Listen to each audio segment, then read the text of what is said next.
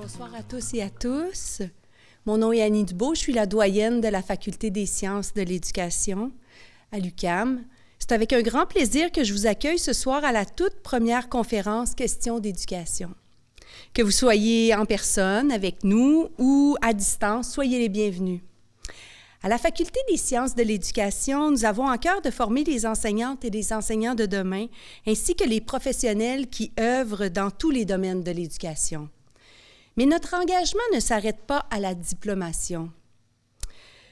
Nous souhaitons continuer à accompagner et à soutenir les acteurs et les actrices tout au long de leur parcours professionnel. C'est dans cet esprit que cette série de conférences a vu le jour.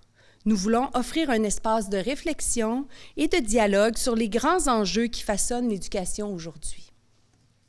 La thématique de ce soir, enseigner en contexte scolaire diversifié, est au cœur des préoccupations du monde éducatif. La diversité en classe est une richesse, mais elle pose aussi des défis. Pour mieux outiller les professionnels de l'éducation, notre invitée de ce soir, Gina Lafortune, nous partagera l'état des recherches sur ces questions et des pistes pratiques. J'espère que cette conférence permettra de répondre à vos questions d'éducation. Bonne soirée.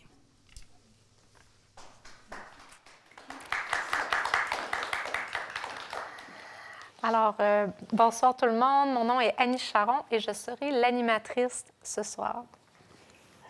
Bonsoir tout le monde. Mon nom est Gina Lafortune. Je suis professeure au département d'éducation et formation spécialisée et j'ai le plaisir d'être avec vous ce soir. Alors, pour commencer cette première soirée de questions d'éducation, nous avons préparé une belle présentation pour vous. Alors, on va commencer de ce pas. Alors, comme ce soir, plus précisément, on va s'entretenir avec vous sur enseigner en contexte scolaire de diversité parce que vos projets de recherche sont vraiment dans ce domaine-là. Et nous aurons un plan qui va se séparer, qui va se diviser, en fait, je pourrais dire, en 3 grandes parties. Donc, j'aurai la chance de poser 3 questions à notre invitée Gina qui a préparé une présentation pour nous illustrer le tout. Alors, commençons par notre première question. Alors, quand on parle de diversité, de quoi parle-t-on exactement? Spontanément, l'exercice que je fais avec mes étudiants, c'est de leur demander qu'est-ce qui vous vient en tête. Souvent, ce qui vient en tête, c'est immigrants, étrangers, l'autre, personne récemment arrivée. Mais la diversité n'est pas seulement l'autre. C'est un premier point que je voudrais souligner, que la diversité, c'est nous qui la formons. C'est tout le monde. La diversité, elle est constitutive de la société dans le sens qu'elle est inhérente à la société. Tout le monde fait partie. C'est nous qui la constituons, cette diversité-là. Donc, ce n'est pas l'autre ou la façon dont on a l'habitude de désigner aussi, c'est de dire les ethnies. Mais tout le monde fait partie d'un groupe ethnique. Donc, tout le monde fait partie de la diversité. La diversité est plurielle. Il y a différents marqueurs de diversité, des marqueurs sociaux, diversité sociale, diversité ethnique, linguistique, diversité d'âge, diversité d'occupation, diversité de statut. Donc, il y a énormément de marqueurs, ce qui complexifie la question aussi quand on dit de quoi on parle. La diversité, c'est aussi parfois posé en termes de richesse. Tout à l'heure, on l'a entendu dans l'introduction, mais aussi parfois en termes de problèmes. Quand on pense diversité, on pense aussi parfois problème. Donc, il y a d'un côté, on veut célébrer la diversité, puis de l'autre, on voit des problèmes à résoudre. Donc, est-ce que c'est à la fois tout ça? Est-ce que c'est plus que ça? C'est à la fois tout ça, effectivement, mais au-delà aussi de la question de célébrer la diversité. Mais parler de diversité, on nous reproche aussi en sciences de l'éducation et dans d'autres disciplines aussi de dire que le terme diversité a ses angles morts. Parce qu'on vient de dire que c'est large, c'est englobant, mais ça fait aussi que parfois, quand on dit diversité, on ne sait plus trop de quoi il est question. Lorsqu'on dit qu'il y a des défis, mais de quels défis on parle? Et lorsqu'on dit qu'on va résoudre des problèmes, lesquels finalement? Donc les angles morts, c'est aussi parfois de dire on parle de diversité pour dire qu'on ne désigne presque plus rien. C'est ce qui nous empêche finalement de voir des problèmes bien spécifiques. Par exemple, on dit qu'on peut utiliser le terme de diversité pour célébrer les différences, mais en même temps, en nous empêchant peut-être de regarder des enjeux qui nous dérangent un petit peu plus, tels que des enjeux d'exclusion, des enjeux de racisme, qui suscitent parfois plus d'inconfort et de malaise. Donc il faut en tenir compte quand on parle de diversité, à la fois, c'est quoi pour nous la diversité? Qu'est-ce que ça nous dit? Et qu'est-ce que parfois aussi ça cache, ces termes-là? Donc j'irai avec ça pour commencer. Mm-hmm. Là, vous avez parlé un peu des problèmes qui peuvent surgir. Donc, quels sont les défis de la diversité? Je vais y arriver, mais je vais dire, il y a un autre point que je voulais soulever avant, c'est que lorsqu'on parle de puisque nous, on est dans un contexte en éducation, de la diversité à l'école québécoise, je voudrais souligner que la diversité, ce n'est pas une question nouvelle non plus. Elle a toujours été là, mais elle n'a pas toujours forcément été posée comme un enjeu. Comme je le montre sur le PowerPoint, là, sur l'extrait, on voit la diversité hier, comment nos écoles étaient perçues, comment nos écoles étaient peut-être organisées. La diversité, ça ne veut pas dire qu'elle n'était pas là, mais peut-être qu'on questionnait moins. La diversité, peut-être qu'elle se complexifie, mais elle a toujours été là, elle a toujours fait partie de l'environnement éducatif. Il y a toujours eu, par exemple, des personnes plus ou moins pauvres, riches à l'école, des personnes autochtones, il y avait des élèves autochtones, il y a toujours eu des élèves qui étaient issus de l'immigration, mais est-ce qu'on en parlait dans les milieux scolaires? Est-ce qu'on en parlait? Est-ce que ça soulevait un problème? Donc ça, c'est un premier point qui est important pour moi, je pense, à soulever. Maintenant, en termes de défis, évidemment qu'il y en a des défis. Enseigner un complexe, puisqu'on est là, c'est pour en parler. Je dirais c'est faire avec la complexité, parce qu'on vient d'en parler justement, ces différents marqueurs qui font la diversité. C'est d'abord composé avec des diversités sociales. J'en relève quelques-uns, mais il y en a plusieurs. Défis de l'intervention en milieu défavorisé, par exemple, à l'école. Des enjeux qui sont liés aux ressources. Est-ce qu'on a suffisamment de ressources?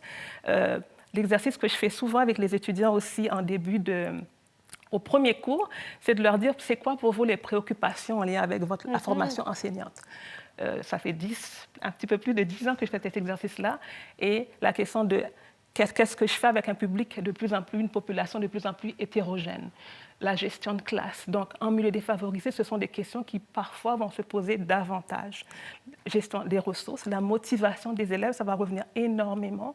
La relation avec les parents en milieu défavorisé. On n'a pas le temps de forcément tout développer, mais ça, c'est quelques enjeux. Un autre élément important lié à la diversité ethnoculturelle, défi de l'intervention en milieu pluriethnique. Énormément d'enjeux liés à des parcours, les parcours migratoires des élèves, des enjeux linguistiques, des enjeux socio-culturels, les différences, des enjeux psychosociaux dont je vais un petit peu plus parler un peu plus loin, des enjeux de vivre ensemble, d'appartenance, de racisme qu'il faut clairement nommer. Diversité de genre, diversité liée aux situations de handicap que nous connaissons dans nos écoles et l'intersection de ces marqueurs. Parce que ce ne pas des marqueurs qui sont uniquement séparés. On peut être à la fois en milieu défavorisé et pluriethnique. On peut aussi être un élève issu de l'immigration qui est en milieu défavorisé, qui vit des situations de handicap, etc. Et ce qui complexifie encore la question, c'est le fait qu'on est dans un contexte social où les questions liées à la diversité, peu importe la facette qu'on peut considérer, ces questions sont considérées sensibles et polarisent. Là, je pense que je n'ai pas besoin de nommer particulièrement ce qui polarise. Il suffit juste d'être attentif à ce qui se dit et ce qui se passe dans les médias pour le voir. Donc, si je comprends bien, il y a plusieurs défis, vraiment plusieurs. Est-ce que tu pourrais nous parler en fait de quelques défis en particulier, puis peut-être nous donner des pistes d'intervention qui pourraient être documentées à partir de tes recherches? Avec plaisir. Mais un premier point en parlant de défis, je vais souligner le fait que oui, on peut parler de défis et à la fois de pistes pratiques, mais en considérant en même temps qu'une école, c'est complexe. L'école est complexe. Que chaque défi, chaque milieu, chaque contexte a ses propres défis. Ça veut dire aussi que les réponses doivent s'adapter au contexte particulier.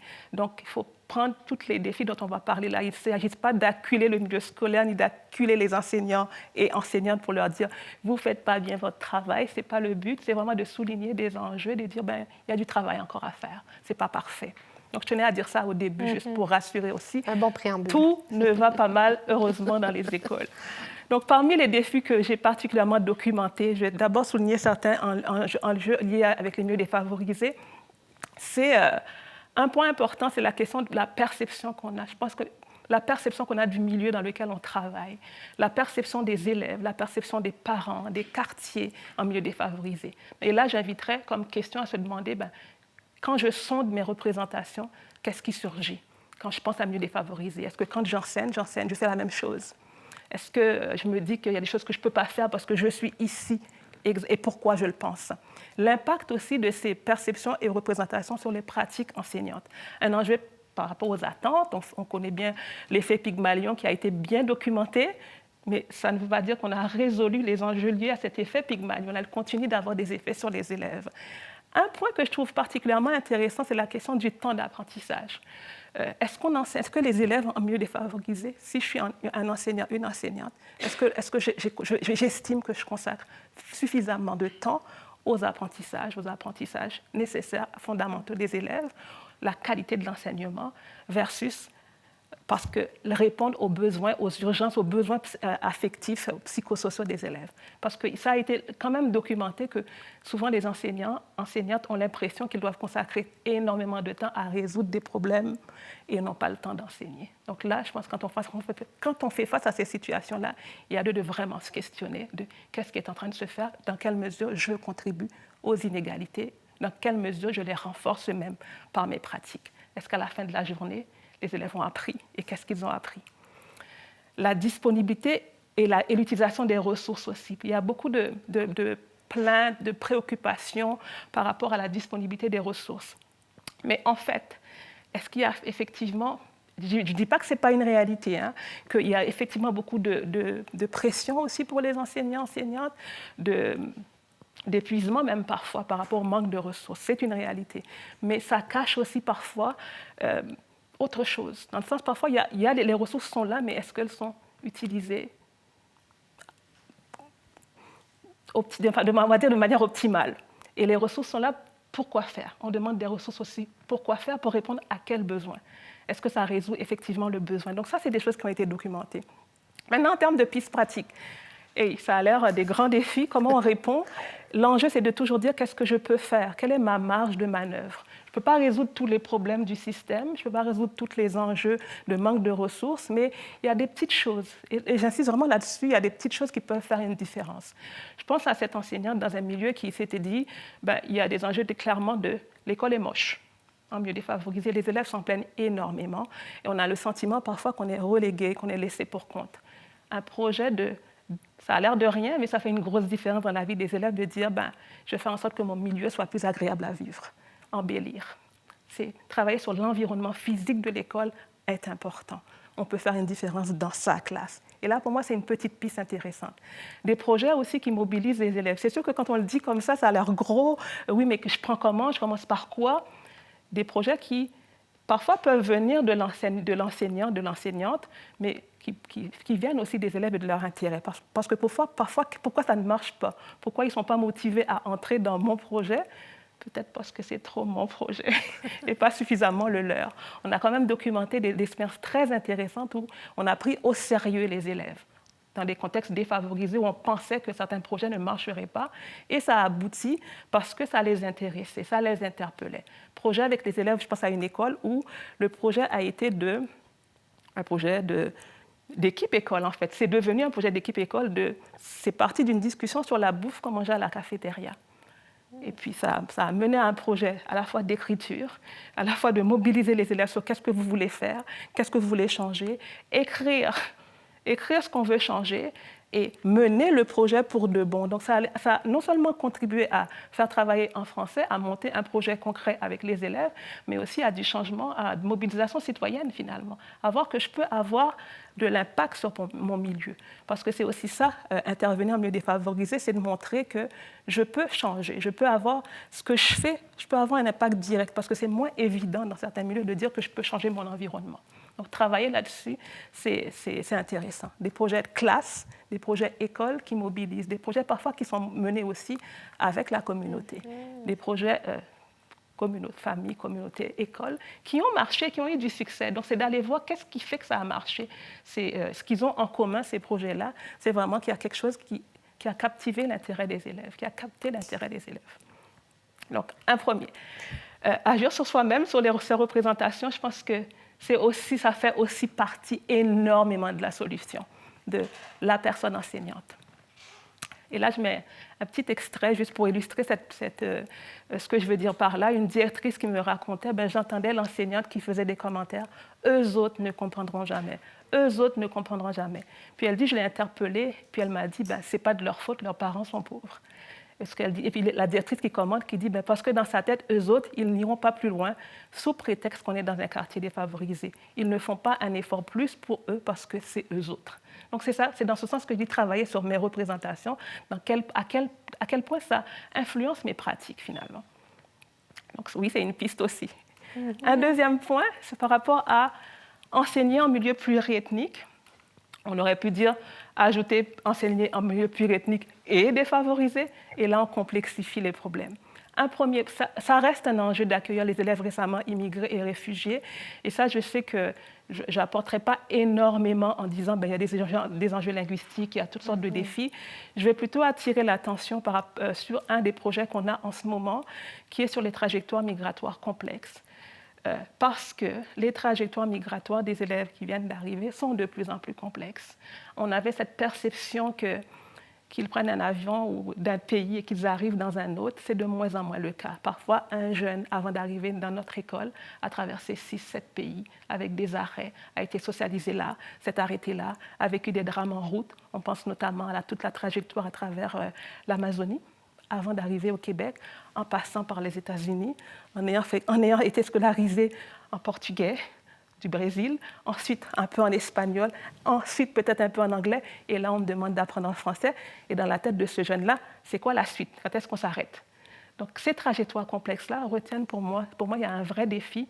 Et ce qu'on constate en ce moment dans une école où on intervient, c'est le discours porté, comment ces élèves-là sont perçus. Parce qu'évidemment, l'enseignante, la personne enseignante n'est pas forcément au courant de toute cette trajectoire-là. Elle n'a pas forcément besoin de l'aide tout le temps non plus, mais une sensibilité à développer par rapport à ces situations, parce qu'on entend beaucoup le discours « ils sont désorganisés ». Ils sont désorganisés ou traumatisés. Donc il y a ça aussi. Un enfant qui ne parle pas du tout dans la classe, est-ce que c'est un enfant qui ne maîtrise pas du tout la langue, ou est-ce que c'est un enfant qui a un trouble, ou qui a un autre vécu encore, on ne sait pas. Donc il y a comme offrir du soutien, mais aussi une vigilance à avoir par rapport à notre interprétation de ce qu'on est en train de voir. Il n'arrive pas à s'asseoir, mais il y a quelque chose qui explique pourquoi il ne s'assoit pas. Et si je ne prends pas le temps de poser la question et puis d'approfondir, je pourrais aussi louper l'intervention. Ou alors si j'ai seulement une grille d'interprétation de ce qui se passe, ça risque de poser problème dans l'intervention. Donc une vigilance, une sensibilité à avoir par rapport à ces trajectoires qui se complexifient.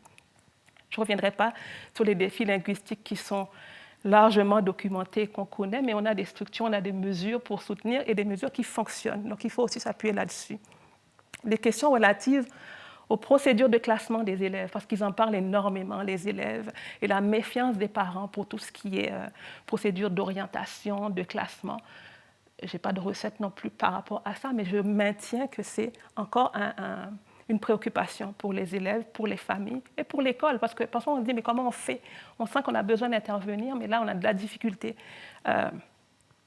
à convaincre le parent qu'il faudrait faire ça. Mais est-ce que le parent peut aussi remettre en question ce que fait l'école et pourquoi le parent se méfie aussi? Je me dis, se mettre à la place du parent pour dire pourquoi il y a cette méfiance, ça peut déjà aider peut-être à la déconstruire.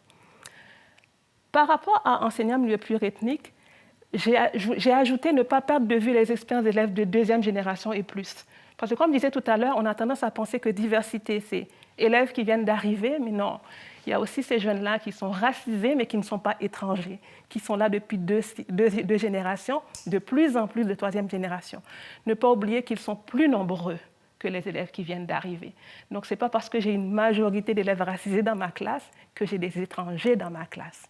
On a tendance à les oublier, et ce sont ces élèves-là, souvent, qui revendiquent davantage, qui sont très sensibles aux enjeux d'appartenance, d'exclusion, qui vont dénoncer le racisme, qui vont dire qu'ils ne se retrouvent pas dans ce qui se fait à l'école.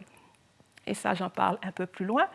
J'arrive pour les pistes. Hein. J'ai l'air de sous-signer les défis, mais j'arrive avec les pistes. Donc, c'est des jeunes qui vont souvent, c'est pas que, mais ils vont particulièrement remettre en question on ne se voit pas, quelle place qu'est-ce qu'on a dans l'espace physique de la classe, dans le matériel, dans les activités d'enseignement, apprentissage. Que révèlent nos murs? Je pense aux préscolaires primaires en particulier. Je suis allée dans une école où 90% des élèves étaient issus de l'immigration, mais que la routine du matin était illustrée par un petit garçon roux aux yeux verts. Donc, je veux dire, ça parle. C'est ça que révèlent nos murs. Il n'y avait pas de...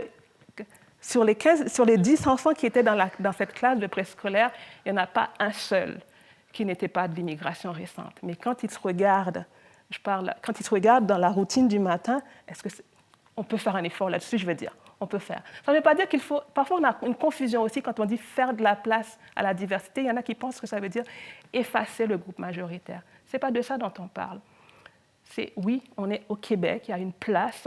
L'école, sa mission, c'est de transmettre effectivement la culture du Québec, mais de quelle culture on parle? Est-ce que c'est une culture figée dans le temps ou c'est une culture qui se renouvelle constamment? Donc, cette culture qui se renouvelle constamment doit faire place à l'autre.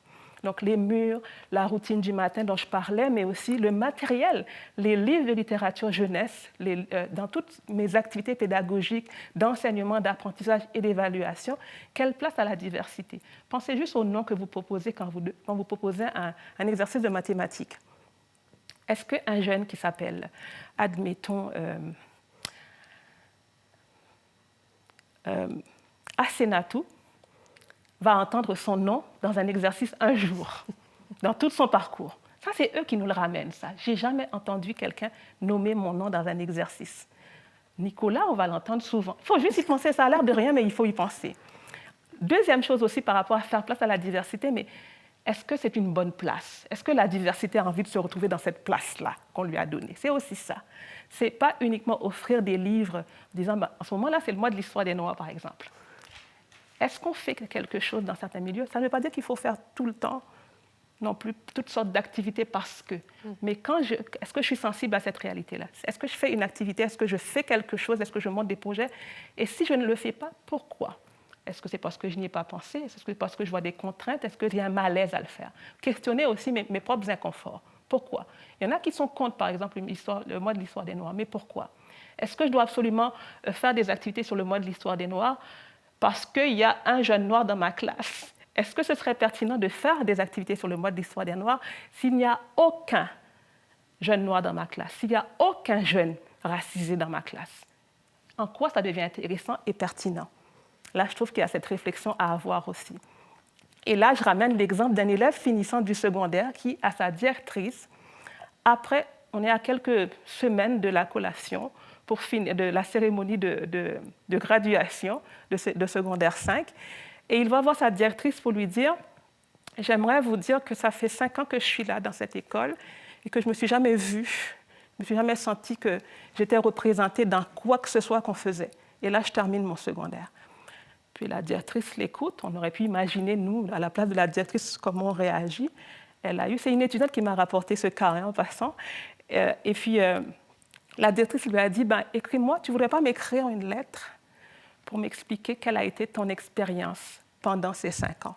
Et le jeune, on s'imagine 16-17 ans, écrit sa lettre et remet à la directrice. On demande quelle piste. La directrice a pris cette lettre et depuis, c'est une étudiante qui me rapporte, depuis, semble-t-il, à chaque rentrée scolaire, elle lit la lettre à son équipe école. Puis elle leur dit à la fin, j'espère qu'on fera de notre mieux pour qu'on ait moins d'élèves qui nous disent ça à la fin de leur 5e année de secondaire. Donc c'est ça, pour moi, c'est une prise de conscience. On demande des pistes concrètes. Ça n'a pas besoin d'être parfois extraordinaire. Ça a besoin de sensibiliser au fait que, peut-être que j'ai quelque chose à faire là, moi, comme enseignant, enseignante.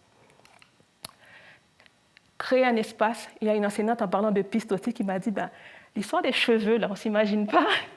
Elle dit, j'ai créé de l'espace où mes élèves pouvaient parler de leur réalité aussi. Parce que les jeunes, parfois, vont dire, on se sent invisible. Pour elle, elle a fait une activité autour du cheveu. Et puis là, ça a ouvert, elle dit, je ne m'y attendais pas, ça a ouvert une super belle discussion. On a dû poursuivre par la suite, etc. Réfléchir aussi de qu'est-ce qui se passe. Pourquoi est-ce qu'on dit que c'est important de refléter la diversité dans le traitement du curriculum, dans le programme? Qu'est-ce qui se passe si je ne le fais pas? Quelles sont les craintes et les contraintes qui m'empêchent de le faire? Et là, j'ai illustré avec l'image d'une petite fille qui se regarde dans le miroir. Est-ce que c'est important que je me voie? Comment ça m'aide à me projeter pour plus tard aussi? Qu'est-ce que je pense qui m'est réservé? Qu'est-ce qui n'est pas accessible? Donc, c'est pour ça que c'est aussi important. Les enjeux de racisme, c'est aussi l'exclusion et de racisme en particulier parce que je travaille particulièrement sur cette question. parce que aussi c'est une question qui surgit, qui suscite un certain inconfort et qu'on se dit, on préfère parfois ne pas en parler. Reconnaître dans les milieux scolaires que le racisme existe, qu'il y a différentes formes que le racisme peut prendre, que les dynamiques d'exclusion peuvent prendre de manière générale, que ce soit des droits, des avantages, des violences diverses. Quand je parle de violence, là, je parle verbale, physique, symbolique. Le fait, par exemple, on parlait de refléter la diversité dans le matériel, c'est une forme de violence aussi, symbolique, parce que je ne me vois pas, je n'existe pas. Des situations, et quand on parle de lutter contre l'exclusion et le racisme, là, on voit souvent élèves, et c'est ce que les enseignants vont rapporter, des situations entre élèves. Il y a aussi des situations qui impliquent l'élève et l'adulte, et des situations entre les adultes eux-mêmes, entre le corps enseignant, qui aussi est diversifié, entre les différents corps professionnels à l'école. Il y a quand même des hiérarchies, il y a des tensions entre, si on veut nommer, service de garde, par exemple, où les profils ne sont pas tout à fait les mêmes que dans le corps enseignant. Donc, il faut être capable je pense qu'on les voit, mais qu'on les évite, qu'on évite d'en parler parce qu'on se dit, on sent qu'il y a quelque chose là. Donc, comprendre que ne pas en parler, éviter d'en parler, contribue à maintenir le problème aussi. Comprendre que le fait d'en parler, de nommer, de comprendre les effets sur les individus, parce que les personnes qui les vivent, ces situations-là, c'est des sentiments d'injustice, de mal-être. On parle d'élèves parfois, parfois dès le préscolaire primaire, là, c'est de ça dont on parle, qui vivent ces situations d'exclusion, qui ont des effets aussi sur l'apprentissage, sur le parcours de persévérance d'un jeune. Donc, comprendre les effets de l'inaction. Quand on dit « j'ai peur d'agir », pourquoi j'ai peur d'agir? Pourquoi, quand j'entends quelque chose, quand un élève me rapporte une situation ou que j'en suis témoin, j'ai peur d'agir? Donc là encore, je reviens à l'idée de questionner ses propres inconforts et comprendre que mon silence participe à maintenir quelque chose d'injuste et un système qui cause les inégalités. En termes de pistes d'action, parfois on dit « j'ai pas les outils », on n'a pas les outils. J'ai envie de dire que ce n'est pas les outils qui manquent en fait. Parfois, il y en a même trop d'outils. Après, on va dire, on manque de temps. Et là, j'entends, tout le monde court dans les écoles, on n'a pas le temps. Je ne sais pas quoi répondre à ça. Il y a des balises, il y a des actions à mener seul. Parfois, on peut sentir que le problème est gros, par contre. Oui, il y a des choses à mener par soi-même, seul, quand on est témoin de quelque chose, mais on n'est pas tout seul non plus dans une école. Il y a des choses à mener absolument avec l'équipe. Il y a des choses qu'il faut faire immédiatement et des choses qu'il faut reporter aussi. Donc, essayer de décortiquer, ça permet aussi de dire, là, je ne peux pas, mais au moins, il faut que je dise quelque chose. Je ne peux pas rester en silence. Admettons qu'il y a une situation qui se passe entre des élèves. Là. Je nomme racisme, mais ça peut être aussi des situations liées à l'homophobie, parce qu'on en observe aussi pas mal. Je peux ne pas être capable de répondre tout de suite, mais je dois être capable de dire, ce n'est pas acceptable. J'ai vu, on reviendra là-dessus. Peut-être pas tout de suite demain, on fera le suivi, mais l'élève a besoin d'entendre que j'ai vu et que je ne suis pas d'accord. Parce que quand je ne dis rien, ce que ça renvoie comme message, c'est que ça m'est égal. Ou alors quand je dis c'est pas grave, parce que les enfants nous le rapportent. On a une recherche en ce moment au préscolaire primaire, et l'un des grands résultats qui est ressorti, c'est que les enfants se sentent seuls quand ils vivent des situations d'exclusion. Les adultes ne voient pas, les adultes n'entendent pas, les adultes nous disent c'est pas grave. Quand on dit à un enfant qui dit « je suis blessé par une situation, c'est pas grave », on est en train de le normaliser. C'est normal que toi, tu vives ça. J'ai rien fait pour ça. Donc, se questionner, on peut donc remettre à plus tard. Et je reviens avec l'histoire encore de pourquoi je suis mal à l'aise d'agir, qu'est-ce qui me manque. Parce que ça nous permet aussi de trouver des solutions. Si je dis « j'arrive pas », je sens qu'il y a quelque chose là qui bloque. Ça veut dire que je suis en réflexion pour trouver aussi des réponses. Et le temps passe vite. Oui! Et bon, ce serait quoi notre petit mot de conclusion de notre soirée touchant la diversité? Oh. La réponse que je formule est souvent la même. Que je pense qu'avec les collègues dans la section qui travaillent sur là-dessus, on a souvent à redire qu'il n'y a pas de recette. Quand on rappelle que chaque contexte est différent, chaque situation est particulière, et tout ne relève pas non plus direct d'une personne. Ce n'est pas une enseignante peut-être qui va tout changer, mais je rappelle, elle a toujours une marge de manœuvre. sans attendre qu'il y ait une initiative de grande envergure. Oui, parfois, ça prend des initiatives plus grandes, que toute l'école se mobilise. Mais à mon niveau, j'en suis persuadée, on peut toujours faire une petite différence. J'ai vu, je comprends, je vais faire ce que je peux, je vais faire un suivi, je peux bousculer un petit peu. Et il y a une collègue qui dit, tranquillement, la bête est grosse, mais on peut éroder tranquillement. Là, avec un petit grain de sable, on peut éroder un système. Donc c'est d'y croire aussi et de vouloir. Importance de prendre en compte la diversité au-delà de la célébration du folklore.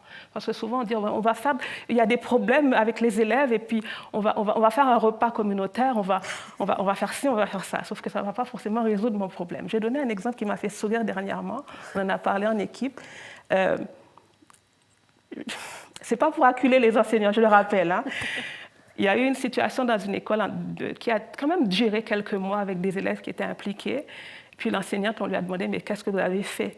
Puis elle dit, je leur ai proposé un livre de littérature jeunesse, j'ai trouvé ça super intéressant, et puis elle leur a lu un livre. Puis nous, en équipe, on s'est dit, mais OK, le livre est peut-être super intéressant, mais est-ce que le jeune qui était impliqué dans la situation, il sait c'est de lui dont on parle, c'est de sa situation qu'on est en train de résoudre? Il aurait fallu qu'on dise clairement que, déjà, que ce qui s'est passé entre ces deux jeunes-là, c'était pas acceptable, il faudrait nommer que non, on va faire l'intervention directe qui implique les deux élèves qui a eu une situation d'intimidation pendant 3 mois.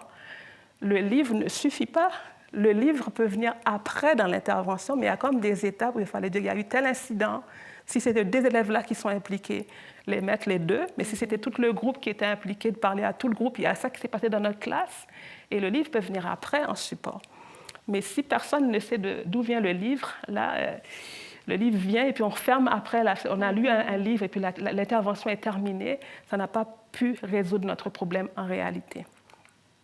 Une posture en termes de conclusion aussi. Donc, on voit que parler d'enseigner, intervenir en contexte diversifié, c'est aussi une posture réflexive tout le temps à avoir sur ces pratiques. Qu'est-ce que je suis en train de faire? Où est-ce que ça conduit? Quels sont les impacts de mes interventions? C'est un engagement au quotidien. C'est pas une fois dans l'année. C'est pas pendant le mois de l'histoire des Noirs ou la semaine de l'interculturel. C'est continuellement parce que c'est une sensibilité à avoir dans sa pratique au quotidien. Et c'est une démarche à reprendre continuellement en acceptant de faire des erreurs aussi. On n'est pas tout le temps au top là, de nos interventions. On n'a pas toujours la solution parfaite. Il y a des incertitudes, il y a de l'ambiguïté pour reprendre une autrice que j'aime bien. Voilà, je dirais ça pour terminer. Merci beaucoup, Gina, pour la présentation. On aurait le temps maintenant pour une période de questions. Ça peut être les questions autant ici même, mais ça peut être aussi des questions en ligne.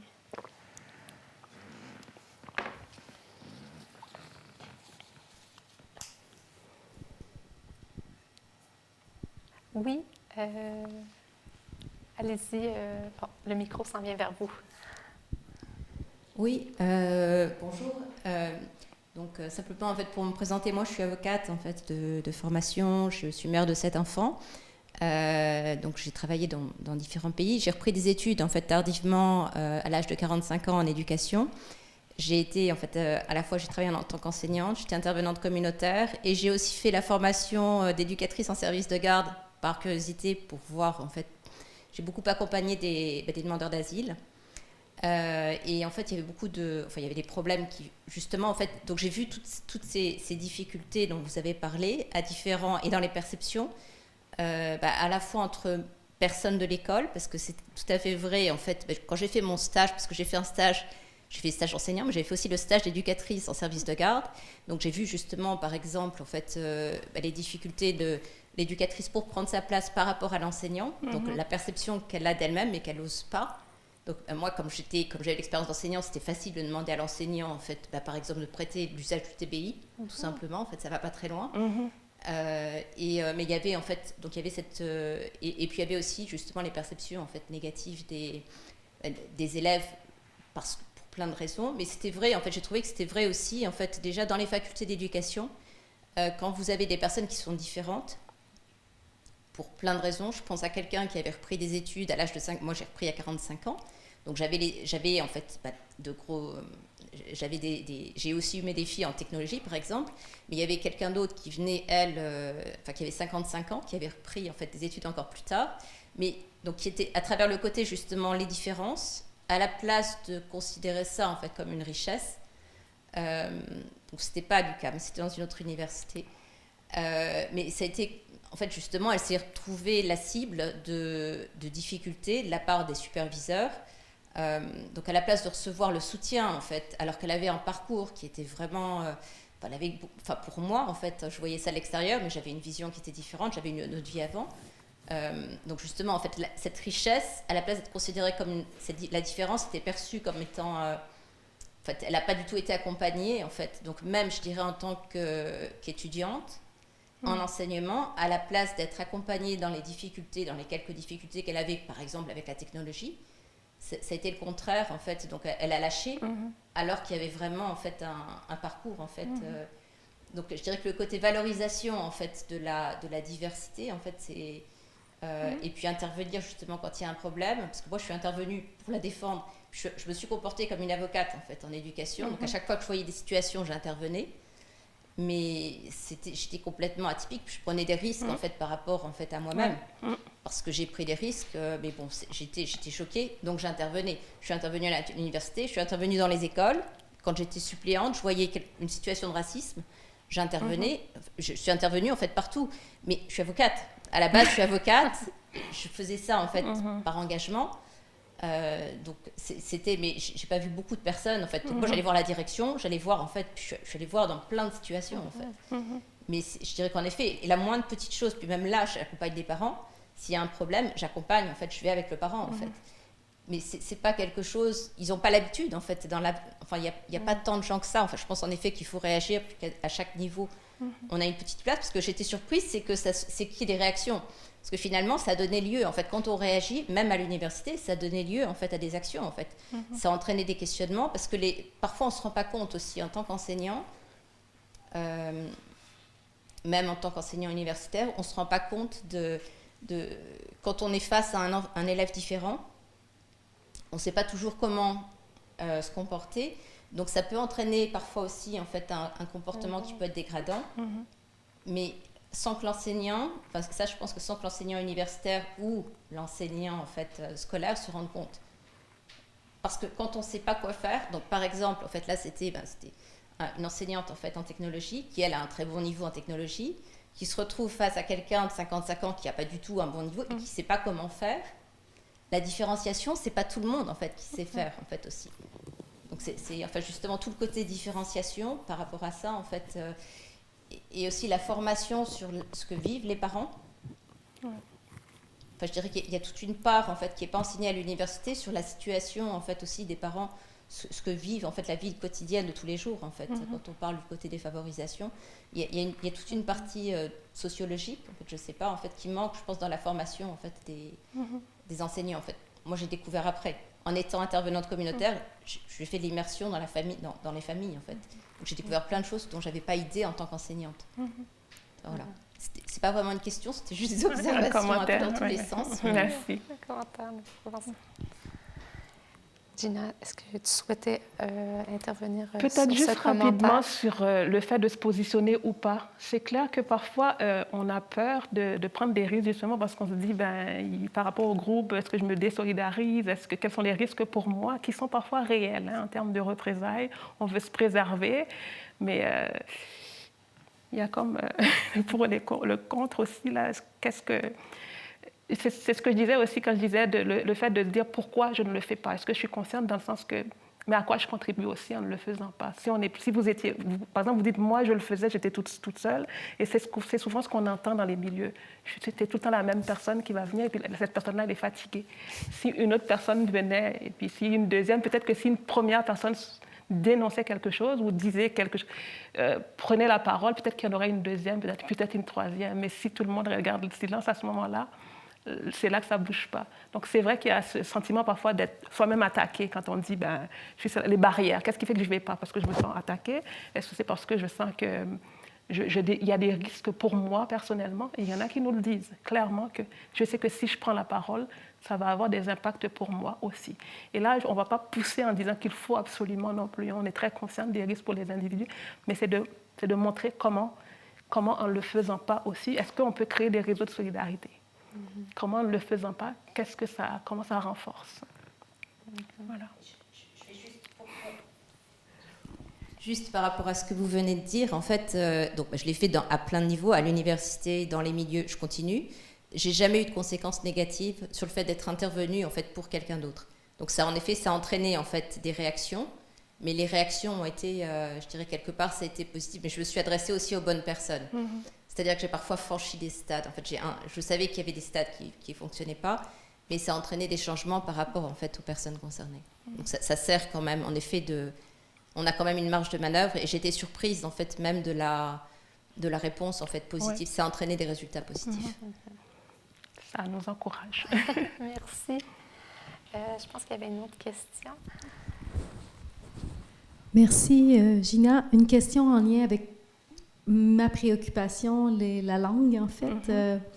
On sait que les parents ont un rôle important à jouer dans le parcours scolaire des enfants. Quand on est dans des milieux diversifiés, notamment sur le plan de l'immigration, les parents souvent ne maîtrisent pas la langue de l'école. Est-ce qu'il y a des pistes pour les enseignants qui souhaiteraient justement laisser une plus grande place aux parents dans le parcours de l'enfant avec des parents qui ne maîtrisent pas la langue? Est-ce qu'il y a des pistes que la recherche suggère pour intégrer? Voilà. Je vais dire que je parlais de l'expérience qui marche dans certains milieux. Je ne dis pas que c'est possible partout. C'est pour ça que je dis c'est pour ça que je dis qu'il n'y a pas de recette. Il y a des personnes qui ont pu pousser jusque-là, par exemple. Parfois, tout le monde ne peut pas, tous les milieux ne peuvent pas avoir un interprète ou une interprète, par exemple. C'est déjà le cas. Mais dans une école, il y avait beaucoup de difficultés à rejoindre les parents. Il y a une enseignante qui a dit qu'elle a juste traduit.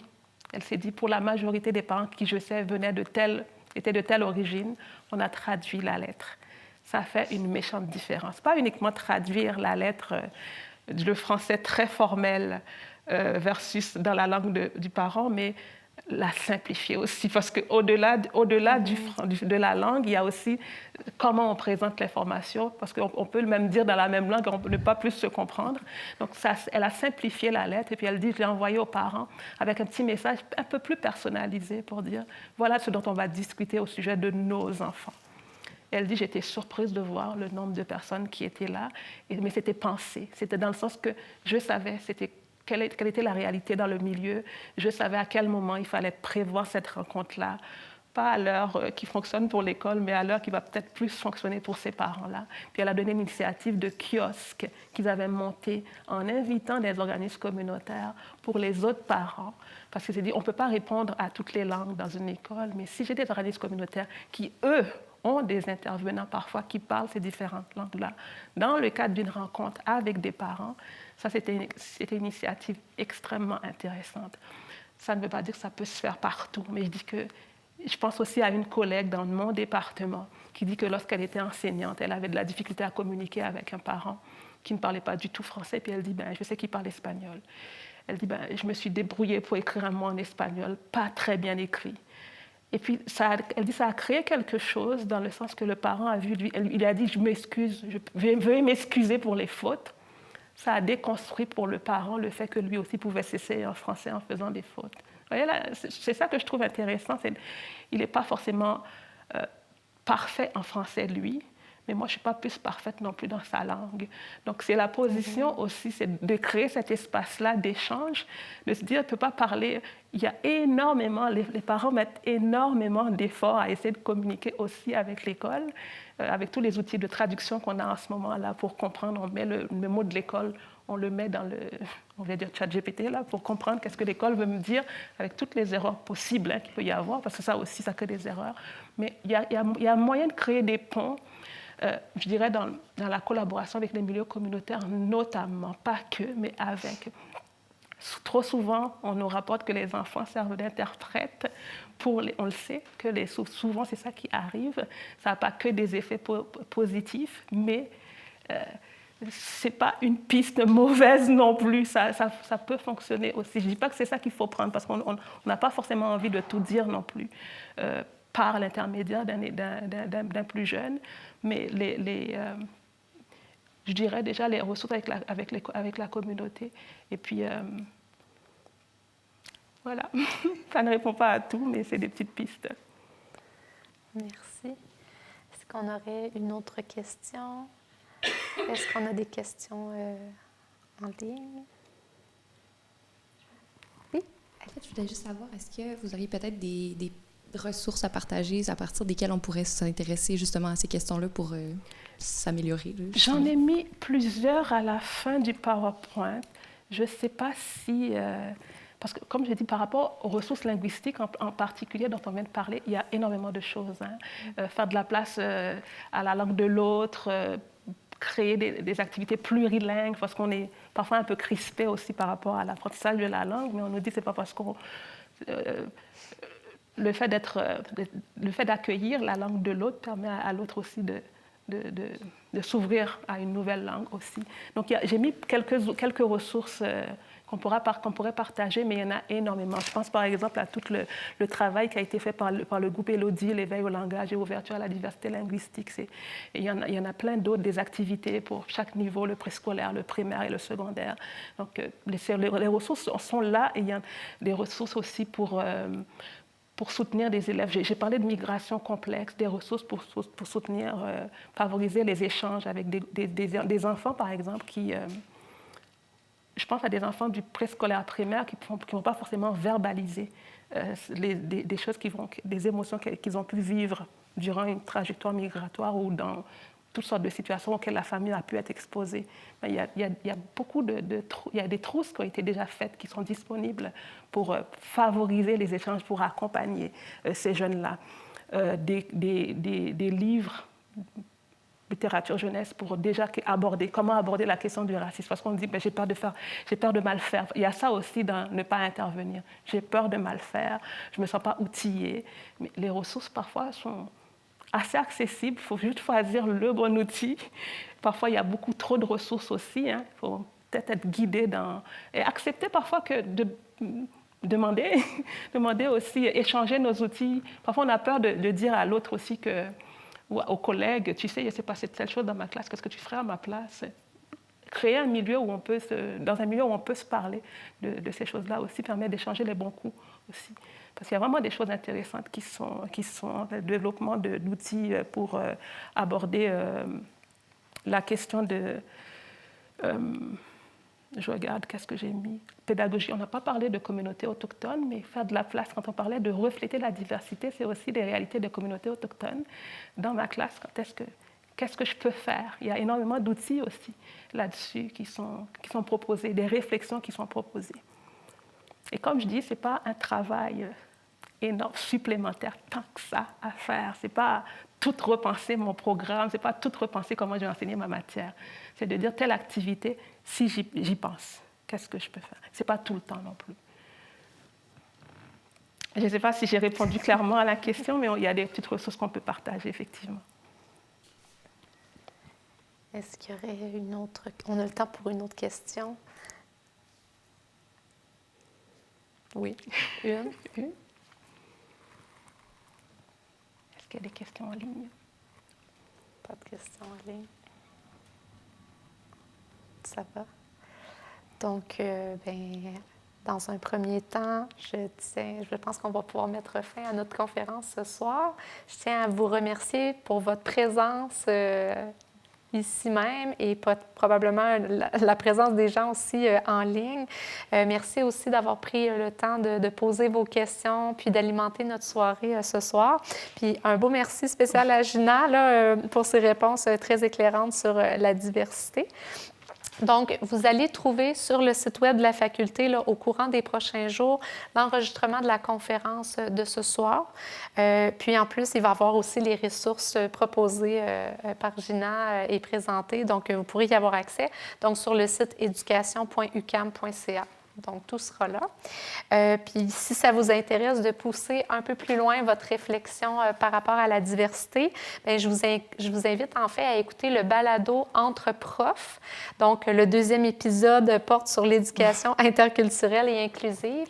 Et lors de ce balado-là, il y a Gina qui a contribué avec la professeure Mélissa Bissonnette. Donc, elles ont apporté vraiment des réflexions qui sont éclairées puis des pistes de solutions concrètes, tout comme ce soir, afin d'outiller les professionnels scolaires. Donc, Gina, je souhaite te dire que ça fait un réel plaisir d'être avec toi ce soir. Un beau merci de ta présence et c'est très intéressant d'avoir une présentation par rapport à tes recherches, ton expérience et surtout ton expérience avec les gens du terrain. Merci, ça m'a fait plaisir d'être là. Un beau merci. Alors, je vous souhaite à tous une belle soirée.